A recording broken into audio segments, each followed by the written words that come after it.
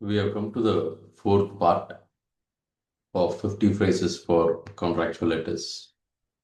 Phrase number 31,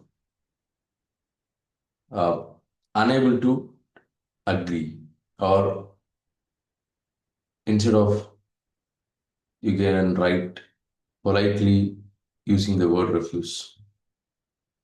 It softens the rejections without sounding confrontational. It keeps the tone professional. So here is an example: we are unable to agree with the proposed adjustment to the payment terms. So these contractual letters not only comes at the time of contractual execution post-contract, or you can use this even during the negotiations of the contract when the clauses are not being acceptable, and when there is a negotiation on the contract itself, these phrases will be used. Phrase number 32, responsibility. So use the word responsibility instead of blame. So never use the word blame in any of your contractual letters. That is very biased and negative. So focus on the duty, obligations under the contract, and do not try to judge or accuse. So always the professional tone is safer for the parties during the disputes. And for example, the responsibility for delayed approvals rests with the employer. This is from a contractor. And phrase 33. So using the phrase or the word, here it's a word, it's not a phrase, cause instead of fault. So it is similar to the previous one.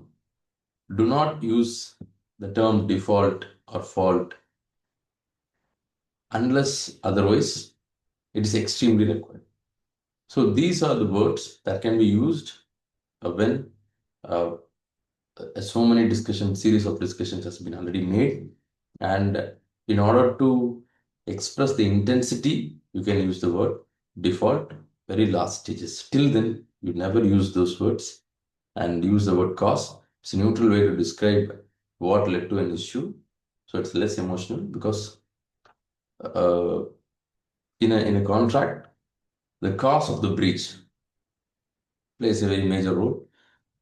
For example, the primary cause of delay is the late delivery of the equipment. Here it is from the employer to the contractor, where it says that the equipment delivery late was the cause of the delay. Phrase 34, entitled to. So instead of we demand, and not so polite that as a request, and when you are trying to positioning yourself as you are entitled under the contract, we can use this word. It's a legal vocabulary that shows the rights under the contract.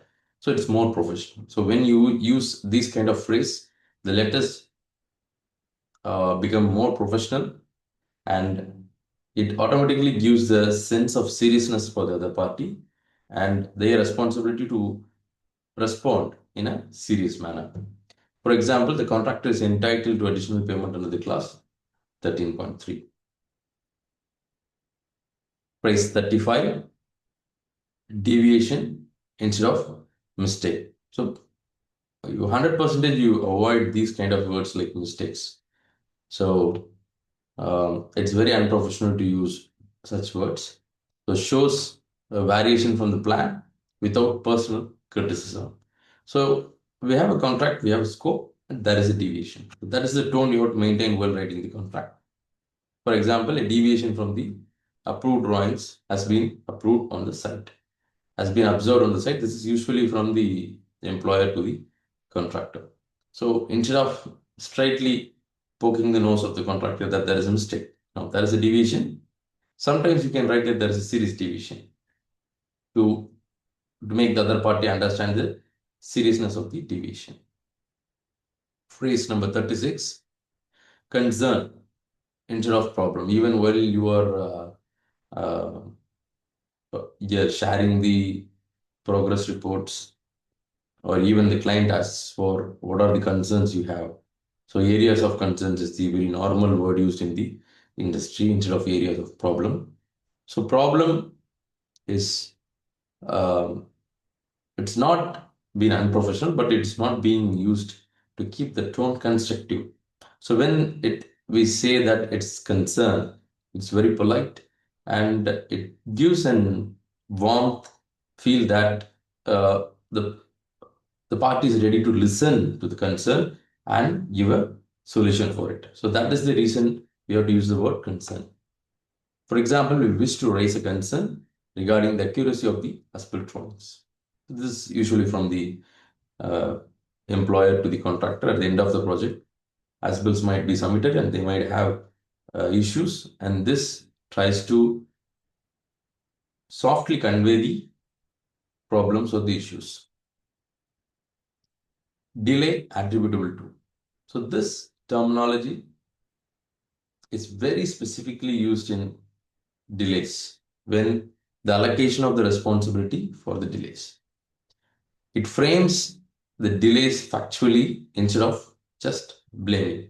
So when you start using such phrases, you automatically become knowledgeable in contracts.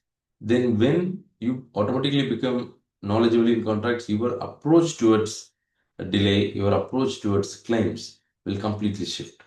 That will not be just a blame game, or that will not be just a game to get the money. So you go within the mind, because you know the difference between the vocabulary. You know what is a default, you know what is an concern, you know what is an issue, you know what is an attributability, what is a responsibility, what is an obligation. When you have that clarity, then automatically that starts reflecting in the project.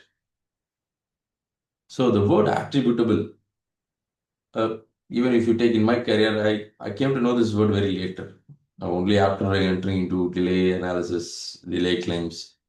Until then, we use only responsibility. The delay responsibility goes to. So the word itself will empower you to the next stage.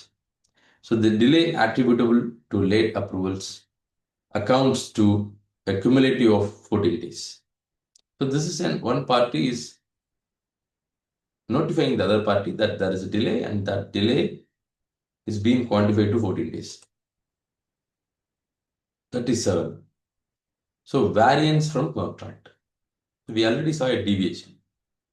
Deviation is usually used technically, but variation or variance, when it comes, it is especially, it denotes a cost impact.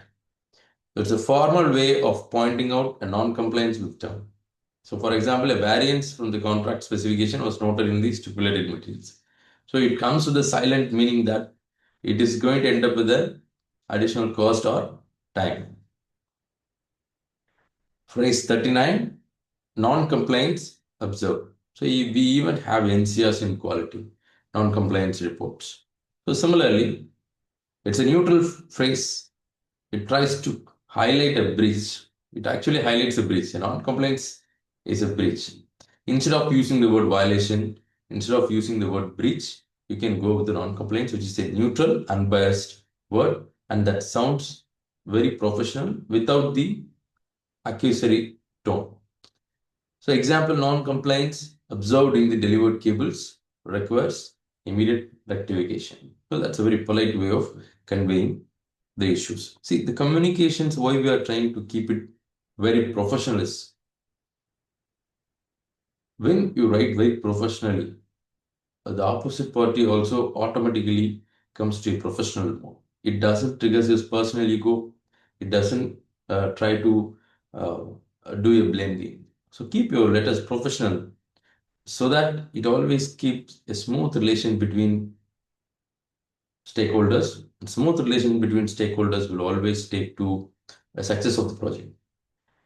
You see, we all try to see the negative side of the client and contractors coordinations, because we mostly speak about claims. But there are many places where clients and contractors work together. I've seen very close friends.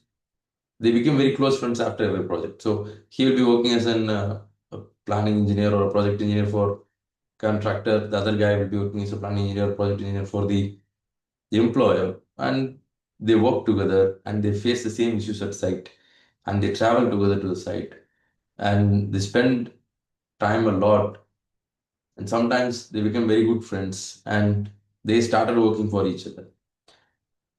So we all see only the side that where the claims are being rejected by the employer to the contractor. There are sites that where the employer will fight inside the management for the contractor that they deserve this claim. And the same scenario happens at the contractor side, that these claims we can observe because we have a very good cooperation from the clients, and this project is a good project for us, and we're expecting to work with this client for a more time. So these are the positive side of the construction industry, which are less spoken. But that is the major part of the construction actually, because not all projects end up in larger disputes. And even while you write letter as a junior, and when I go to my managers whom I have worked with, and my directors who I have worked with, they will very careful on these letter wordings, because as an aggressive guy, as a junior guy, we used to write this violations, and this is not totally not acceptable, and we refuse to agree. So your red lines will be straight away on that.